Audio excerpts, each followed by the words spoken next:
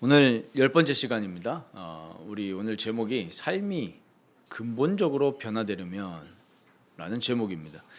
우리 삶이 근본적인 변화가 없다면 사실은 그 인생은 계속 공허와 불행에 빠지게 됩니다. 우리가 잘 알지만 많은 돈을 갖고 있지만 또 건강을 갖고 있지만 정말 우리의 근본인 우리의 영혼이 창조주 하나님을 만나지 못한다면 그 마음속에 채울 수 없는 그 정말 그 행복과 평안은 안식은 그는 절대로 찾아올 수가 없는 겁니다. 창조주 하나님으로부터만 오게 되어집니다.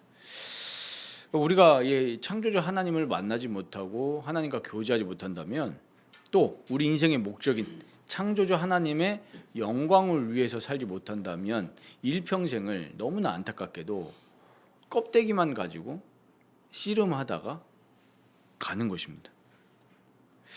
그리고 오늘 우리가 이 본문 말씀을 보면서 사마리아 여인을 우리가 보지만 나의 내면을 돌아봐야 되겠습니다.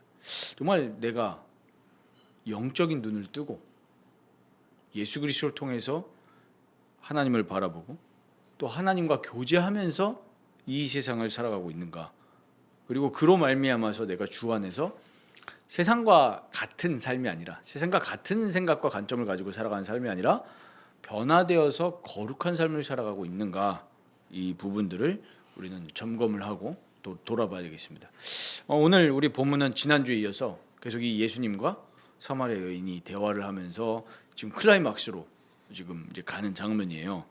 지금 사마리아 여인의 상태를 자세히 보시기 바랍니다. 그냥 지나쳐 가면은 잘 안 보여요. 그래서 우리가 성경을 볼 때마다 늘 성령께 깨달음을 구하면서 또 지혜를 구하면서 은혜를 구하면서 읽어야 되는데 오늘 자세히 보시면 그 우리 지난주에 봤던 10절에 보면은 너가 내가 누군지 알아봤다면 자기를 하나님의 선물이라고 얘기했잖아요.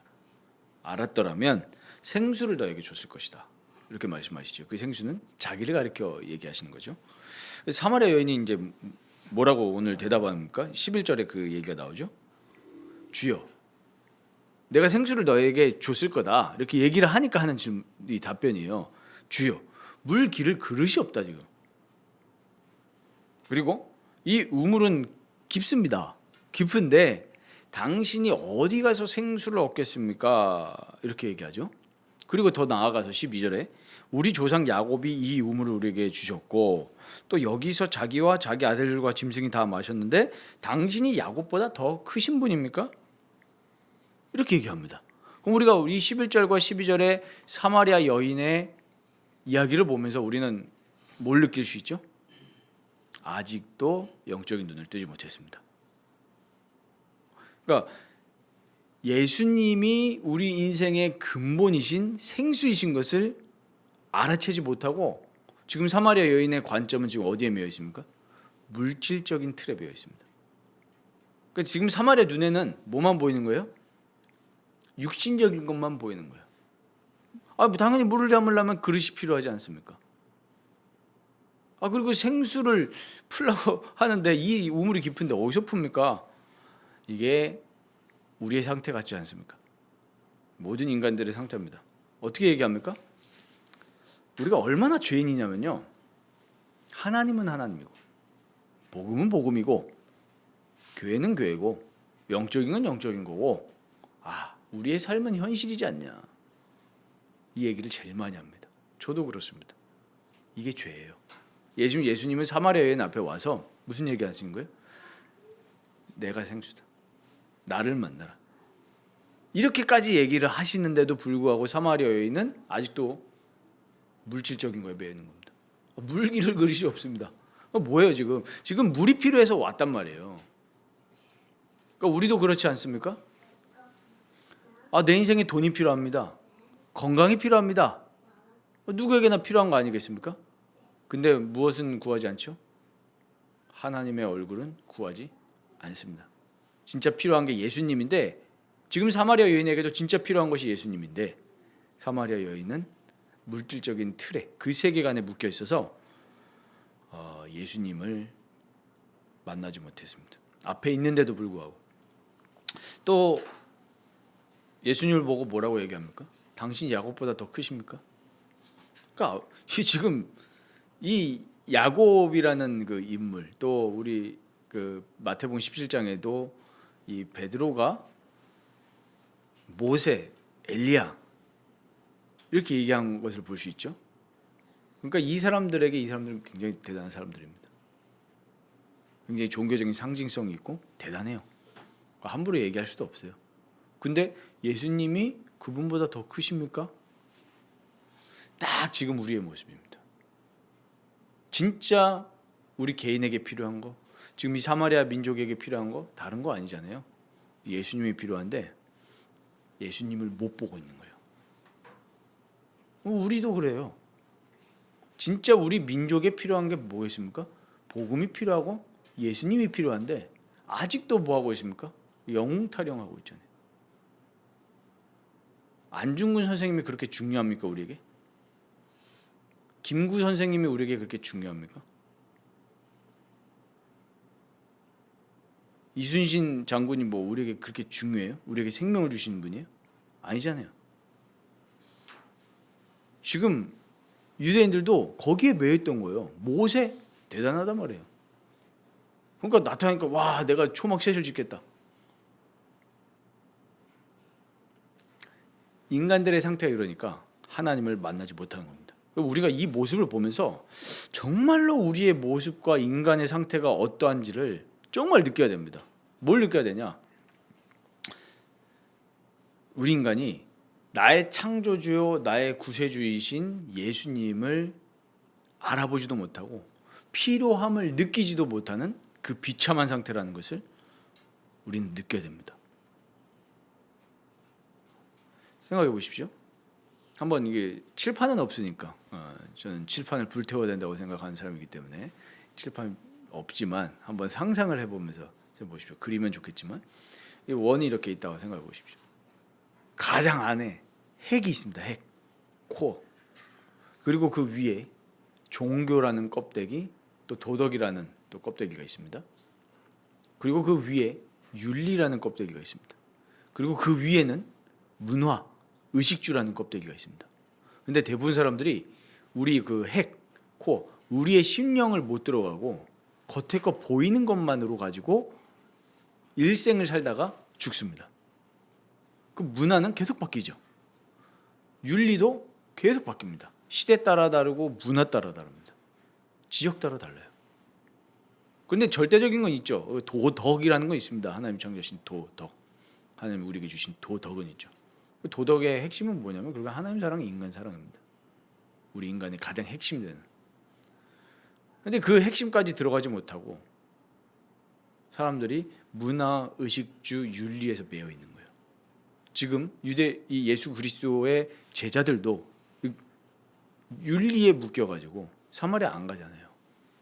우리 초대교회 우리 사도행전 10장 11장에 그 얘기 나오지 않습니까? 이 사도 베드로조차도 윤리에 묶여서 종교에 묶여서 핵심으로 들어가지 못합니다. 맨날 껍데기만 가지고 평생 살아가는 거예요. 지금 세상 보십시오. 얼마나 사람들이 껍데기만 가지고 본질을 못하고 본질을 보지 못하고 좌우로 나뉘어서 싸우고 있습니까? 얼마나 기독교인들도 미련한지 모르죠. 껍데기만 보고 세상을 살아가고 있습니다. 제일 안타까운 게 뭡니까? 우리나라 지금 최고 문제가 그거거든요. 저 정치인이 내 문제와 세상의 문제를 해결해 줄 거라고 생각하고 그렇게 믿고 따르고 있습니다. 그러면 안 됩니다. 또 정치인들이 이런 얘기를 합니다. 정의 좋죠. 근데 그 정의도 껍데기예요. 왜 그러냐면은 자기는 정의고 상대방 진영은 뭐라고 얘기합니까? 불의라고 얘기해요. 불의. 그리고 자기와 자기 진영은 정의라고 얘기합니다. 자기들이 오직 진리고 자기 선이에요. 거기에 국민들은 속습니다. 속지 않습니까? 그래서 나온 단어가 뭡니까? 내로남불 아닙니까? 자기는 정의라고 했으면서 알고 보니까 더 썩어 있거든요. 국민들이 이걸 보지 못합니다. 모든 사람이 죄인이라는 것을 모르죠. 성경의 이 진리를 모르니까 사람들이 외쳐대는 그 구호가 진짜 우리에게 생명을 주는 것이라는 걸 몰라요. 의식주가 해결되면, 그 껍데기가 해결되면은 내 영혼이 채워질 거라고 단단히 착각하고 있습니다. 더 안타까운 사실은 기독교인들조차 교회 안에서 그러고 있다는 거예요. 우리 교리문답 할 때 배웠지 않습니까? 하나님이 악한 정치인을 국가의 지도자를 허락해도 하나님의 뜻이다. 맞지 않습니까? 근데 다 뭐 하고 있어요? 이게 맞다 저게 맞다 이러고 있습니다. 만약에 하나님이 저를 만약에 유명하게 하셔서 대통령 앞에 가게 했다. 만약에 하나님이, 그러면 뭘 해야 됩니까? 목사는 뭘 해야 돼요? 뭘 해야겠습니까? 성경에 비춰서 보십시오. 복음을 전해야 됩니다. 뭐 해야 됩니까? 회개하고 복음을 믿으십시오. 이런 심령을 가진 영적 지도자가 필요한 거예요. 근데 지금 다 뭐 하고 있습니까? 싸우고만 있잖아요. 싸우고만. 이게 지금 한국의 기독교인들의 상태입니다. 뭘 분별 못하는 거죠? 진리를 분별하지 못하고 뭐가 성경적이고 성경적이지 아닌지를 모르는 거예요. 뭐에 매여 있는 거죠? 껍데기에 매여 있는 겁니다. 껍데기. 회개하고 복음을 믿으라 선포하는 기독교인이 없는 거예요. 더 구체적으로 생각해 보십시오. 지금의 이제 이 어떤 뭐랄까요? 아웃사이더에 있는 사람들은 무조건 이제 막 지도자를 욕하죠. 그러면서 교회가 큰일 날 것 같습니다. 그런 요소가 있어요. 그럼 어떻게 됩니까? 회개하고 복음을 믿으라. 우리가 회개하고 주님의 앞에 엎드리고 이런 상황까지 온 것을 정말 정말 반성경적인 것들이 애들한테 쫙 깔려 들어가는데, 그런 게 온 것은 국가의 문제가 아니고 우리 신자의 책임이다. 회개하고 하나님께 엎드리는 그 물결이 일어나야 되겠죠. 그런데 또 뭐라고 합니까? 반대쪽에서는 심지어 기독교인들이에요. 그거 문제 안 돼. 뭐 차별금지법? 뭐 동성애? 그런 거 문제 안 돼라는 기독교인들도 바보죠. 아니 그게 반성경적이라는 게 안 보입니까? 이렇게 껍데기만 가지고 진짜 우리 영혼에 필요한 게 예수님이라는 것을 몰라요. 이런 어리석은 지금 껍데기만 가지고 싸우는 기독교인들이 너무나 많습니다. 이 사마리아 여인도 그렇고 예수님의 제자들도 그렇고 유대인들도 다 껍데기에 붙들려서 내 영혼을 보지 못했고, 정말 그렇기 때문에 내 영혼에 필요한 우리의 죄를 속죄하러 오신 예수 그리스도를 보지 못했던 거죠. 내 비참한 상태를 모르는 겁니다. 우리 인간에게 진짜 필요한 것은 죄를 회개하고 하나님 앞에 엎드려서 정말 그리스도로 말미암아 구원함을 받는, 정말 내 영혼이 하나님을 만나는 그게 필요한데 지금 다 껍데기만 가지고 우왕좌왕하고 있는 거예요. 뭐가 필요하겠습니까? 그래서 우리는 우리의 내면, 우리 인간의 내면을 깊이 살펴볼 수 있도록 성령님께 은혜를 구해야 됩니다. 이 은혜가 없으면 우리 내면을 살피지 못해요. 나는 정말 죄인이고 그리스도가 필요한 정말 비참한 죄인이구나. 이걸 발견하려면 성령님이 은혜를 주셔야 됩니다. 그러니까 진정으로 나를 움직이는 동기가 뭔지를 우린 파악을 해야 돼요. 우리의 심령 속에 진짜 예수님이 들어오면 우리는 예수님의 영광을 위해서 사는데, 그게 아니라 지금 모든 사람들이 어떤 아까 말씀드렸던 그 핵심에 들어가지 못하고 껍데기를 위해서 살거든요. 그러니까 한계가 오는 겁니다. 사마리아 여인도 그 껍데기를 가지고 살았기 때문에 지금 계속 영혼의 갈증이 오는 거예요. 한번 생각해 보십시오. 어느 유명한 기업인이 이런 얘기를 했습니다. 노후 자금 필요 없다. 이번 주인가 지난주에 얘기했죠. 그래서 제가 생각을 해봤어요. 그래, 우리 모두가 다 노후에 대해서 이 걱정이 한 스푼이든 한 그릇이든 가지고 있지 않습니까? 자, 그런데 만약에 일을 안 해도 된다, 이 보편 소득이 있다, 한번 이렇게 가정을 해보자고요. 그런 시대가 왔다. 그러면은 나뉘겠죠. 어떻게 나뉘겠습니까? 일을 하는 사람이 있을 거고 안 하는 사람이 있을 겁니다. 지금도 그렇지 않습니까? 통계가 나왔죠. 일을 할 수 있는데도 일을 안 해요. 뭐 하려고요? 기초수급 받으려고. 이미 한국에 그게 뭐 꽤 많다고 하죠. 그럼 만약에 진짜 AI와 로봇의 그런 다 진짜 너무나 일을 안 해도 되는 시대가 와서 큰 기업들이 이 세금을 AI세 로봇을 내 가지고 모든 사람들에게 보편소득을 준다면 그런 시대가 온다고 가정을 하고, 저는 그렇게 올 것 같지는 않다고 생각하는데 만약에 온다면 일하시겠습니까? 생각해 보세요. 일하시겠습니까?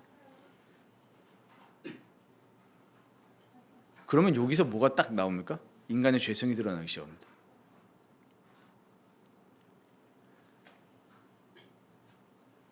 그때 뭐가 없어지죠? 마음속에 하나님의 영광을 위해서 산다라는 그 가장 근본되는 핵심이 무너지는 거예요. 그럼 우리가 지금 생각해봐야죠. 그럼 나는 지금 어쩔 수 없이 돈을 벌면서 살아간다? 아니면 하나님의 영광을 위해서 살아가냐? 우리는 그 핵심 질문을 해봐야 되는 거예요. 사람들이 껍데기만 보고 사회 현상을 계속 보니까 이게 맞다 저게 맞다 그러고 있는 거예요. 우리는 성경에서 뭘 말하고 있습니까? 먹든지 마시든지 무엇을 하든지 다 주의 영광을 위하여 하라 이렇게 했죠. 그렇게 돼야 진짜 예수님을 볼 수 있는 겁니다. 그 질서가 성립이 되지 않으면 계속 껍데기만 보고 나 성공했습니다, 실패했습니다, 나 무너졌습니다, 나 슬퍼요 이러는 거예요. 근데 진짜 핵심, 내가 나의 창조자가 되시고 나의 죄를 대속해 주신 예수님을 진짜 만난다면 내가 돈이 있어도 괜찮고 없어도 괜찮아요. 왜요? 주님을 만났으니까. 나는 주님의 영광을 위해서 살아가는 사람이니까 있어도 괜찮고 없어도 괜찮아요. 뭐 이런 사회가 와도 괜찮고 저런 사회가 와도 괜찮아요. 근데 지금 기독교인들조차도 뭐 얘기하냐고요. 이런 사회가 와야 된다, 저런 사회가 와야 된다, 이런 사람이 대통령이 돼야 된다. 뭐 말 같지도 않은 소리를 하고 있습니까? 우리가 그러고 있다니까요. 왜 그래요? 사마리아 여인처럼 껍데기가 필요한 거예요. 지금 내가 진짜 예수님이 필요한 게 아니라니까요. 진짜 예수님이 필요하고 예수님을 만난 사람은 그런 얘기를 할 수가 없습니다. 뭐 해야 된다는 거예요? 나는 회개하고 복음이 필요한 사람이구나, 20명이 되어지지 성경 앞으로 무릎 꿇게 되지 다른 거에 무릎 꿇지 않는다고요. 근데 얼마나 지금 사람들이 사상에 매여 있고 돈에 매여 있고 내 영광에 매여 있습니까? 하나님의 영광 관심 없습니다. 목회자도 생각해 보십시오. 왜 목회를 하는가? 제가 이 질문 많이 했거든요. 이번 주에 수업을 받으면서 목사님들도 이렇게 가르치고 하는 그 들으면서 자아실현을 위해서 합니까? 생존을 위해서 합니까? 목회자가 한번 그 눈으로 한번 살펴보십시오. 저를 그런 눈으로 한번 살펴보십시오. 아니고 또 세상의 목회자들을 보십시오. 근데 우리에게도 스스로 할 질문이에요. 지금 사마리아 여인은 이걸 모르고 자신의 필요, 헛된 껍데기를 가지고 살았단 말이에요. 목회자도 정말로 하나님의 영광과 영혼 구원을 위해서 목회를 하는가? 아니면 사람 눈치 보면서 내 생존 위해서 직업인으로서의 목회자로 살아가는가? 그 어쨌든 뭐 목회자든 누구든지 간에 이렇게 살다가 주님의 심판대 앞에 서는 거예요. 사람들이 이 세상에서만 삶에 관심이 있지 내세에는 전혀 관심 없습니다. 주님의 심판대 앞에 언젠가 쓸 거라는 거를 몰라요. 평생 뭐 합니까? 죄만 짓다가 죽습니다. 주님을 못 만나. 교회까지 와놓고도 주님을 만나지 못한 목회자들도 그러고 있으니, 목회자들조차 그런 거 보고 있으면 저는 너무 마음이 아픕니다. 정의를 얘기하는데 성경에서 말하는 정의가 아니라 정치인들이 말하는 정의를 얘기하고 있어요. 목사들이. 거기에 사람들은 선동되고 성경을 안 봅니다. 우리 그 목격했지 않습니까? 많은 사람들이 성경이 아니라 누구의 말을 움직였어요? 목회자가 가스라이팅한 말에 움직였던 거 우리 봤잖아요. 성경이 기준 아니잖아요. 그러다가 가는 거예요. 저는 요즘 진짜 기도하거든요. 이 사람들이, 내가 알던 사람들이 오늘 만약에 죽는다면, 알 수 없지만 죄를 회개하지 않는 복음이 어떻게 복음입니까? 아, 끔찍한 일이다 이건. 너무나 감사하게도 좋은 선배 목사님을 만났는데 그 목사님 그런 얘기 하시더라고요. 굉장히 선배시죠. 한참 선배시니까. 목회자는 좁은 길을 가더라도 성도가 없더라도 정말 회개의 복음을 전해야 되고 사람 눈치 보면 안 되고 지옥 가지 않도록, 사람들이 지옥 가지 않도록 그 영혼을 향해서 설교해야 되는 사람들이다. 근데 진짜 그 영혼을 돌본다고 하면은 영혼이 이상한 길을 가는데 그거에 대해서 설교하지 않는다? 그건 죄다. 맞잖아요. 네, 그러다가 뭐 안티 뭐뭐 취급받잖아요. 그런 얘기하면 성경을 가지고 제가 요새 꿈에 자꾸 누가 나타나요. 신비주의가 아니라 꿈에 옛날에 있던 사람들이. 그래서 한 번은 요번 주에 잠을 자는데 꿈을 꾸는데 어디로 가신 그 장로님이 우리 교회 딱 온 거예요. 왜 오셨지? 내가 무슨 얘기를 해야 되지? 얘기하다가 깼거든요. 근데 정말로 우리가 진짜 내세를 한다면 정말 예수님을 만나는 것만큼 복이 없는데, 예수님을 만나는 데 있어서 첫 번째가 내 내면을 봐야 되는 겁니다. 내가 죄인이구나. 내가 헛된 거에 끌려다니고 있구나. 그러니까 이렇게 물질적인 것만 보는 영적 상태 속에서는 예수님을 만날 수가 없어요. 지금 사마리아 여인의 상태가 이렇습니다. 예수님은 이제 우리 이런 상태를 깨닫게 하시죠. 예수님이 뭘 설명하십니까? 내가 주는 물에 대해서 설명하니까 여인이 이렇게 반응합니다. 주여, 그런 물을 내게 주사 목마르지도 않고 또 여기 물 기르러 오지도 않게 없어서.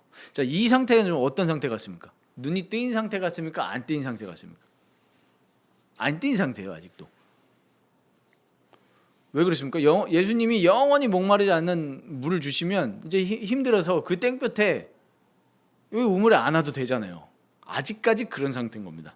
그런데 예수님은 또 뜬금없이 내 남편을 불러오라. 16절에 이렇게 말씀하십니다. 여자가 대답합니다. 난 남편이 없는데요. 예수님이 말씀하시죠. 네 말이 옳다. 네가 남편이 없다 하는 말이 옳도다. 너에게 남편 5이 있었고 지금 있는 자도 네 남편이 아니니 내 말이 참되도다. 이렇게 말씀하십니다. 예수님이 하나님이시기 때문에 모든 상태를 다 아시죠. 그러니까 이 여인의 상태에 대해서 많은 이제 성경 학자들이 이야기를 합니다. 어떤 분들은 이렇게 얘기해요. 보통 이 주된 해석이 뭐냐면은 이 여자는 성적으로 부도덕한 상태였다. 이렇게 얘기하는 해석이 주된 해석이고, 또 해석이 뭐가 있냐면 그 당시의 사회는 이 남편이 이 여자에게 어떤 이혼할 만한, 우리가 그때 배웠지만 간음이라든지 이런 것들이 있으면 이혼 증서를 일방적으로 써서 쫓아낼 수 있었다고 해요. 그렇게 보는 해석도 있습니다. 어쨌든 중요한 거는 이 여자의 상태는 굉장히 처량하고 비참한 상태다. 이걸 우리가 이제 유추할 수가 있죠. 예수님은 어떻게 하십니까? 이 모든 걸 들춰내십니다. 지금 너의 상태가 이렇다. 이걸 다 알고 있다. 이걸 들춰내죠. 그러니까 이제 여자의 반응은 뭐예요? 당신은 대단한 사람 같습니다. 뭐라고 합니까? 선지자 같습니다. 이렇게 얘기를 하는 거죠. 아직까지도 이 여인의 상태는 완전히 눈이 열린 상태는 아닙니다. 우리가 이걸 통해서 뭘 알 수 있냐면, 예수님이 우리에게 찾아오시면 우리의 모든 상태를 들추어내시고 깨닫게 하시는 걸 볼 수 있습니다. 많은 사람들이 지금 잘못된 신앙을 갖고 있습니다. 그러니까 내 근본이 죄인이라는 사실을 깨닫고 회개하고 예수님께로 나아가는 신앙이 아니고, 겉에 테두리만 자꾸 보면서 나의 그 겉에 테두리에 도움이 되는 헬퍼로서의 예수님을 찾지 구속자로서의 예수님을 찾지 않습니다. 이게 진짜 신앙생활입니까? 그렇지 않죠. 진짜 예수님을 만나지 못한 상태입니다. 우리 오늘 여기에서 우리가 조금 부연 설명하기 위해서 하이델베르크 요리문답 1문답 2문답을 좀 소개를 해드리겠습니다. 우리 1문이 뭡니까? 자나 죽으나 사나 죽으나 당신의 유일한 위로는 무엇입니까? 우리의 유일한 위로. 사나 죽으나 나는 나의 것이 아니다. 내 몸과 영혼은 나의 신실하신 구주 예수 그리스도의 것입니다. 이렇게 말씀하죠. 그리스도께서 자신의 보혈로 내 모든 죄값을 완전히 치르셨고 사단의 모든 권세에서 나를 구원하셨습니다. 그리고 하늘에 계신 나의 아버지 뜻이 아니라면 내 머리에서 머리카락 하나도 떨어지지 않도록 나를 보호하십니다. 이게 우리의 위로라는 거예요. 그러니까 다음이 더 중요합니다. 진실로 모든 일을 합력하여 나의 구원을 이루십니다. 그러므로 그분은 성령을 통해 영생을 우리에게 확신하게 하십니다. 성령을 통해서. 그러니까 성령을 통해서 예수 그리스도가 나의 진정한 위로라는 사실을 깨닫게 하신다는 거예요. 이게 우리 위로의 시작입니다. 또 내가 앞으로 계속 그를 위하여 살도록 마음으로 원하게 하시고 준비시키십니다. 이게 우리의 위로예요. 여기서 중요한 것은 성령을 통해서 영생을 확신케 하시는데 그 다음 이문을 보십시오. 그리스도가 우리의 위로라는 것을, 내가 그리스도의 것이기 때문에 이게 위로가 된다는 사실을 가지고 기쁨을 누리면서 행복한 인생으로 살다가 죽음을 맞이하기 위해서 당신은 무엇을 알아야 됩니까? 그럼 이렇게 살려면 무엇을 알아야 되냐는 거예요. 첫째가 뭡니까? 나의 죄가 얼마나 크며 내가 얼마나 비참한 상태에 있는지 알아야 비로소 이게 시작이 되는 거예요. 진정한 신앙생활이. 나의 죄가 얼마나 큰지. 근데 안타까운 사실은 교회에서 이걸 이야기하지 않습니다. 세상은 더더욱 그렇죠. 세상은 내가 죄인이라는 사실을 깨닫게 해주는 게 아니라 어떻게 합니까? 상대방이 죄인이다라고 얘기를 하잖아요. 좌파가 죄인이다, 우파가 죄인이다, 저래서 나라 망하는 거다, 이러고 있잖아요. 근데 기독교인이 왜 거기 휩쓸립니까? 뭐 해야 돼요, 기독교인은? 나라가 이 모양 이 꼬라지가 된 것은 우리가 하나님을 예배하지 않고 하나님을 즐거워하지 않고 나를 숭배하고 돈을 숭배했기 때문에 나라와 민족과 전 세계가 이렇게 된 거다. 후대들이 그래서 무너지는 거다. 그래야 진짜 위로가 시작이 된다니까요. 우리가 죄인이다, 하나님을 사랑하지 않아서 그렇다, 아이 뭐 국가가 책임져 주지 않았다, 이상한 소리 하지 마십시오. 우리가 하나님 만나지 못했기 때문에 불행한 거라니까요. 보십시오. 우리의 위로는 국가가 돈을 주는 게 위로가 아닙니다. 내가 예수 그리스도의 소유라는 것이 우리의 위로지. 아니 물론 하나님 믿지 않는 사람들은 위로가 돈이죠. 건강이 위로죠. 성공이 위로죠. 우리의 위로, 그리스도인의 위로는 그게 아니라니까요. 내가 그리스도의 소유라는 거. 머리카락 하나도 떨어지지 않도록 나를 보호하신다는 게 위로인데, 그거를 누리기 위한 첫 시작이 회개라니까요. 내가 죄가 얼마나 비참한 상태에 있는지를 깨닫는 것부터가 시작인데, 예수님은 지금 사마리아 여인에게 찾아가셔서 너가 누구인지를 알고 있다, 너가 얼마나 비참한 상태에 놓여 있는지 알고 있다, 이걸 지금 들춰내시는 거예요. 근데 안타깝게도 지금 많은 교회에 앉아있는 교인들이 이 상태가 아니라 껍데기에 충족을 시켜주시는 마술사 같은 예수님을, 요술 뭐 지니, 옛날에 그 램프 있죠, 소원을 비는 지니, 예수님을 못 만나요. 그 상태에서는 예수님을 절대 만날 수가 없습니다. 그냥 내가 만들어 놓은 예수지 진짜 성경이 말하는 예수가 아니에요. 우린 그걸 봐야 됩니다. 그래서 우리는 정말로 예수님께 나아가서 예수님이 주시는, 또 생수 그 자체이신 예수님을 만나고 누려야 됩니다. 예수님 분명히 말씀하십니다. 오늘 13절에 뭐라고 말씀하십니다? 이 물을 마시는 자마다 다시 목마르려니와. 무슨 얘기하시는 거죠? 육신적인 것으로는 우리를 절대 채울 수 없다라는 것을 말씀하시는 겁니다. 그러면서 중요한 얘기하시죠. 14절에 내가 주는 물을 마시는 자는 영원히 목마르지 아니하리니 내가 주는 물은 그 속에서 영생하도록 솟아나는 샘물이 되리라. 그러니까 우리는 이 사실을 믿고 예수님께 나아가야 됩니다. 예수님께 나아가야 돼요. 방법은 없습니다. 다른 방법은 없고 오직 하나님이 우리에게 계시해 주신 방법이 뭐냐면, 예수님께 나아가는 방법이 오직 말씀과 기도뿐입니다. 다른 게 없습니다. 그러니까 이거를 말씀과 기도를 통해서 예수님을 만나는 경험을 진실되게 하지 못하니까 자꾸만 다른 방법을 찾습니다. 말씀과 기도밖에 없다니까요. 이번 주에 우리 장로님이 기도원 갔다 오신 후기를 말씀해 주셨는데 뭐 어디라고 말씀드리지 않겠습니다. 뭐 유튜브에서 보시는 분들이 있으니까. 근데 방언을 하나님이 주시면 되는 건데, 근데 보니까 우리 한국교회는 별로 그런 방언 별로 없는 것 같아요. 어떻게 합니까? 뭐 따라하기도 민망할 만큼 방언을 뭐 랩하는 것도 아니고. 왜 그렇게 합니까? 진짜 내 영이 하나님을 만나는 경험을 말씀과 기도를 통해서 못한 거예요. 내 감정이 어떤 무슨 상태예요? 어떤 엑스터시 상태에 있다라는 것을 내가 예수님 만났다고 착각하는 거예요. 진짜 말씀과 기도를 통해서 차분하게 예수님과 교제하는 경험이 없는 거예요. 그러니까 막 호로로로 하면서 그렇게 되면 감정의 엑스타시 올라간다니까요. 아방의 거짓 선지자라고 엘리야하고 싸울 때 보십시오. 영적 전투할 때 850대 1로 싸울 때 그때 아방의 선지자를 뭐 했습니까? 엑스터시 했어요. 막 어떤 정도였냐면 칼로 자기 몸을 막 자해하고 그러면서 막 제사 지냈다니까요. 진짜 차분하게 성경 읽고 묵상하면서 예수님과 교제하는 신앙생활을 하는 사람들이 거의 없습니다. 어떻게 해야 돼요? 찬양 집회에 쫓아다녀야 돼요. 좀 나쁜 말로 해서요. 나쁜 말로 해서 그럴 때 가서 엑스타시한테 맞는 거예요. 그러면 감정은 채워지거든요. 내가 예수 믿는 것 같잖아요.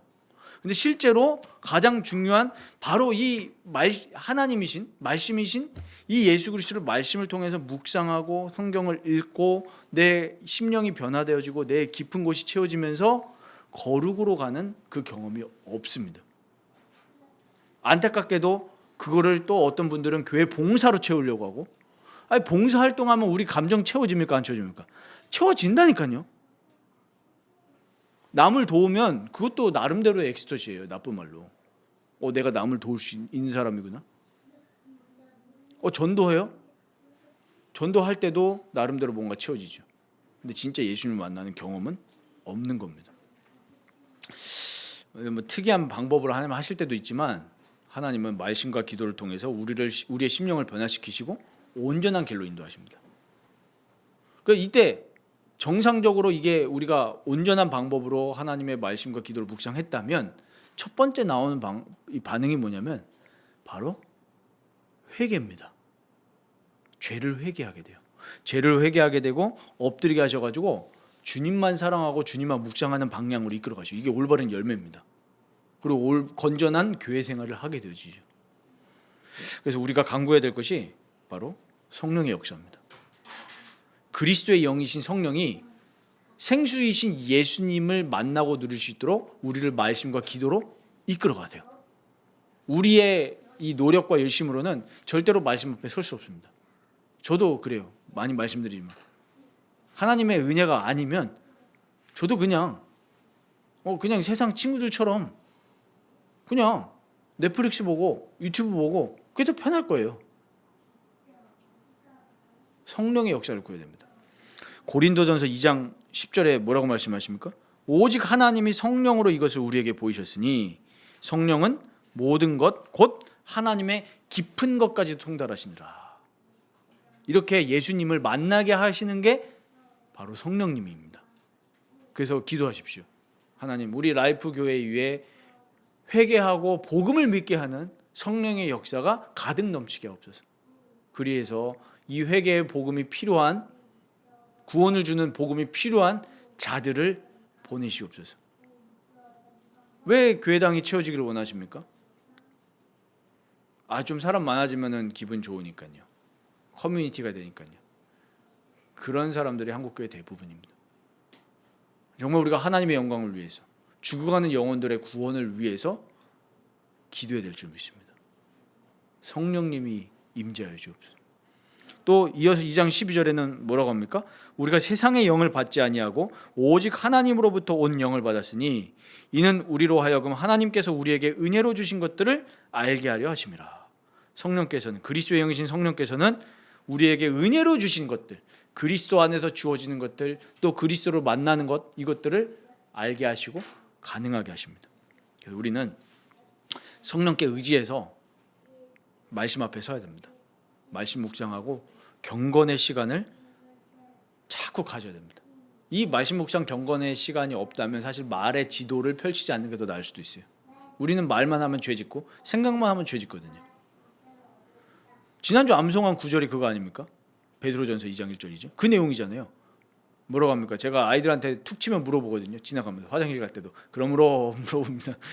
그러므로로 시작하잖아요. 그러므로 모든 악독, 이 시기와 모든 악독과 기만을 버리라 이러잖아요. 그리고 외식하는 거, 시기하는 거 버리고 뒤에 뭐라고 합니까? 우리가 제일 잘 많이 넘어지는 거.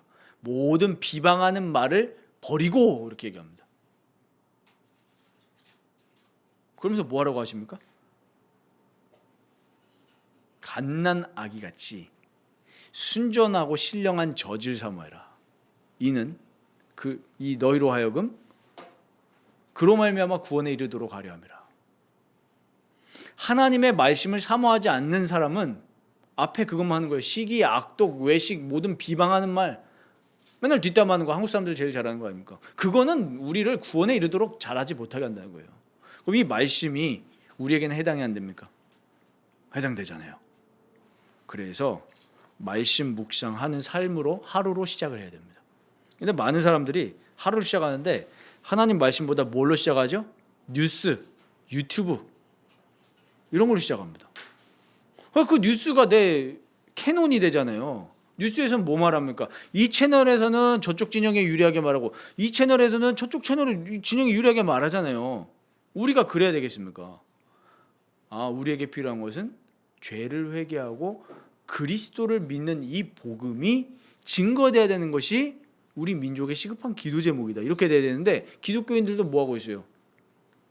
서로에게 유리한 대통령 얘기하고 있잖아요. 이게 현실이에요. 그래서 우리 아침에 시작할 때 유튜브 뉴스로 시작하지 마십시오. 말씀으로 시작해야 됩니다. 말씀으로. 어차피 그런 것들은 다 지나가는 거예요. 흘러 지나가는 거예요. 이번 주에도 보십시오. 한 정치인이 이 별세를 하셨는데 안타까운 일이죠. 회개하고 청구하셔야 되는데 거 봐요. 다 지는 인생입니다. 전성기 때는 호랑이 같은 사람이었어도 다 지는 거예요. 그래서 우리의 사명은 한 가지뿐이죠. 이 세상에서 하나님의 얼굴을 보고 누리고 이 하나님의 영광을 전달하는 것. 이게 우리의 교회의 사명입니다. 그래서 우리 정말 사랑하는 성도 여러분, 말씀 생활과 기도 생활에 결단하시기 바랍니다. 정말 저부터 회개하고 엎드려서 이 말씀과 기도 생활에 승부를 걸어야 됩니다. 이게 교회예요. 말씀 생활, 기도 생활하는 게 교회 아닙니까? 예수님 뭐라고 하셨습니까? 기도하는 집을 이 장사꾼의 소굴로, 강도의 소굴로 만들지 말라고 하셨지 않습니까? 기도하는 집입니다. 말씀 생활하는 집이에요, 교회가. 말씀, 기도. 그래서 정말 예수님을 만나야 됩니다. 정말 말씀 앞에 온전히 서서 말씀 묵상하는 생활, 경건 생활 늘 점검하면서 결단하고 도전해야 될 줄 믿습니다. 우리가 이 오늘 말씀을 마무리하면서 우리 마음에 다시금 담아야 될 것이 있습니다. 정말 우리의 영혼을 채우시고 우리의 치유자가 되시는 예수님께 나아가서 예수님과 늘 교제하는 복된 인생이 되시기를 바랍니다. 우리가 주님을 만나지 못하면 늘 다른 물을 찾아서 방황해야 됩니다. 그럼 내 영혼은 채워지지 않아요. 정말 말씀과 기도 또 성령께 의지해서 우리의 생수 되시는 예수님을 만나서 우리의 삶이 정말 거룩한 삶으로 변화되어지는 하나님의 영광을 나타내는 삶으로 변화되어지시기를 주님의 이름으로 축원드립니다.